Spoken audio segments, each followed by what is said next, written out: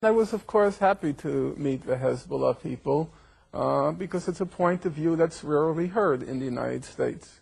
And I have no problem saying that I do want to express solidarity with them. And I'm not going to be a coward and a hypocrite about it. I don't care about Hezbollah as a political organization.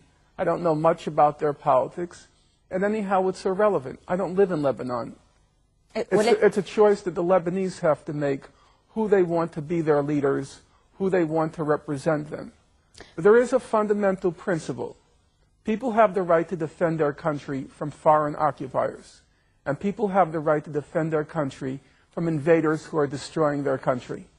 And that, to me, is a very basic, elementary, and uncomplicated question. My parents went through World War II. Now, Stalin's regime was not exactly a bed of roses.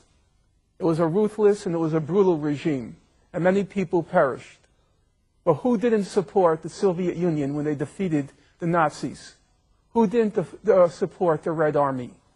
And all the countries of Europe which were occupied, who gets all the honors? The resistance. The communist resistance, it was brutal. It was ruthless. The communists were not, it wasn't a bed of roses. But you respect them. You respect them because they resisted the foreign occupiers of their country. And if I'm going to honor the communists during World War II, even though I probably would not have done very well under their regimes, if I'm going to honor them, I'm going to honor the Hezbollah. They show courage, they show discipline. I respect that. هذا التوصيف صحيح، ولكن قبل سنة 2000 بعد 2000 صار في انسحاب إسرائيلي من منطقة الجنوب، صار في انقسام بداخل لبنان بين الأطراف السياسية اللبنانية حول موضوع مستقبل السلاح وموضوع المقاومة. يعني هذا الانقسام الذي حصل أنت هون عم تفوت طرف فيه، أنت عم تكون طرف. بالنهاية أنت عم تقول أنت عم تجي على لبنان زيارة، ولكن ما عم تشوف تداعيات اللي عم بيصير. بالنهاية تداعيات حرب تموز على الناس. Listen, if you want to close your eyes and believe it was all over in May 2000, you can do so. You can play that game. But the reality was, and everyone understood it, that the Israeli attitude was, we're going to knock out Hezbollah. And they began planning for a new war right after they were forced to leave in 2000. They found their excuse, their pretext, in July 2006.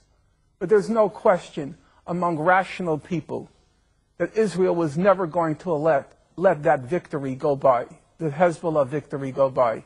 They were determined to teach كان يمكن تجنبه.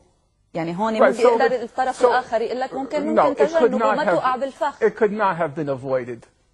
There is no way that the United States and Israel are going to tolerate any resistance in the Arab world. You want to pretend it can be avoided, you can play that game. But serious people, clear-headed people, knew there was going to be a war sooner or later. You think there's not going to be another war? You think Israel is going to allow that defeat in July 2006? You want to pretend it's Hezbollah that's causing the trouble? No, there will be another war, and the destruction will probably be 10 times worse, maybe even more, than July 2006, because Israel is determined with the United States to put the Arabs in their place and to keep them in their place. Now, how can I not respect those who say no to that? You know, during the Spanish Civil War, there was a famous woman, they called her La Pasionaria, Dolores Ibárruri, from the Spanish Republic. And she famously said, it's better to die in your feet than to walk crawling on your knees.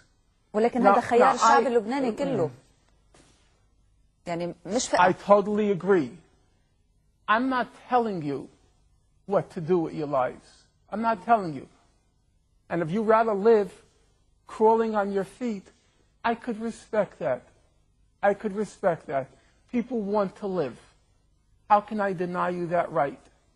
But then how can I not respect those who say they rather die on their feet? How can I not respect that? Israel and the United States are attacking because they will not allow any military resistance to their control of the region. That's the problem.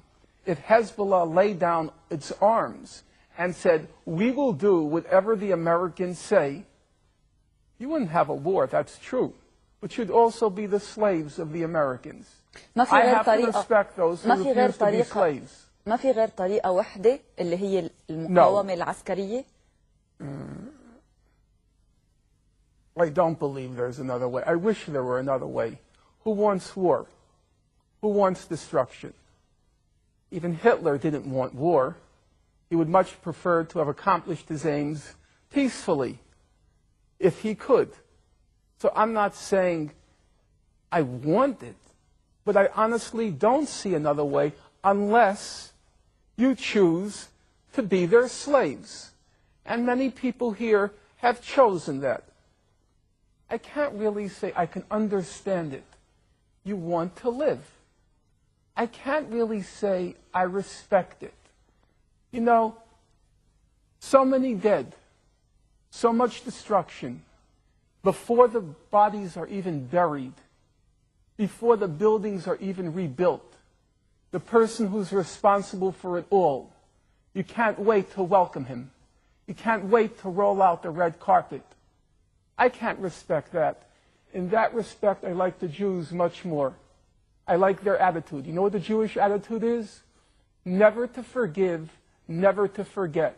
And I agree with that. Why roll out the red carpet less than 2 years after your whole country was destroyed by them? The Secretary of State said it was the birth pangs of the new Middle East. That's the statement of a freak. A human freak would compare the birth of a child with the destruction of a country. And yet there are people here who are so anxious to welcome her. They're trying to figure out, what are the Americans thinking? They can't wait for their banquets. How can anyone respect that?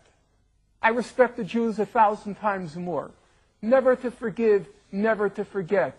All the death and all the destruction. And you can't wait to welcome him. Norman, it's disgusting. Who the hell cares if Bush is coming? ولكن أنت عم بتقول إنه في حرب أخرى قادمة. You should have declared him persona non grata. He's not welcome here. He destroyed your country. He was responsible for the war. You know full well that resolution could have been passed 3 weeks earlier. He destroys your country, and you can't wait to greet him. You have no self-respect. How can you expect other people to respect Arabs if you show no respect for yourself?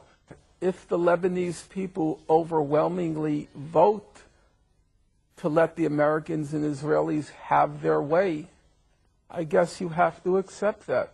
I could see that. And I couldn't possibly say that they don't have the right to make that choice.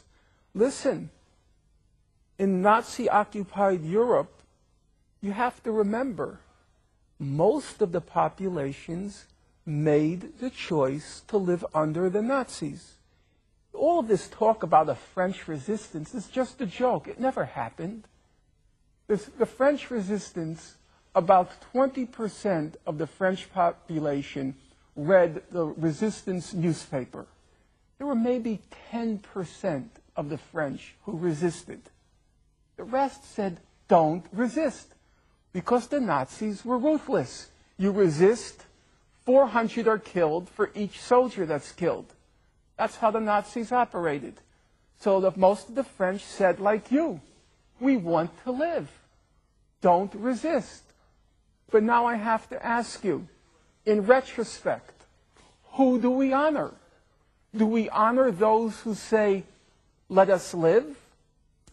Or do we honor those who said, let's resist? Leaders come last. There will be a leader who comes into power in Israel who is willing to make the concessions after the conditions have been created. Namely, Israel has to suffer a defeat.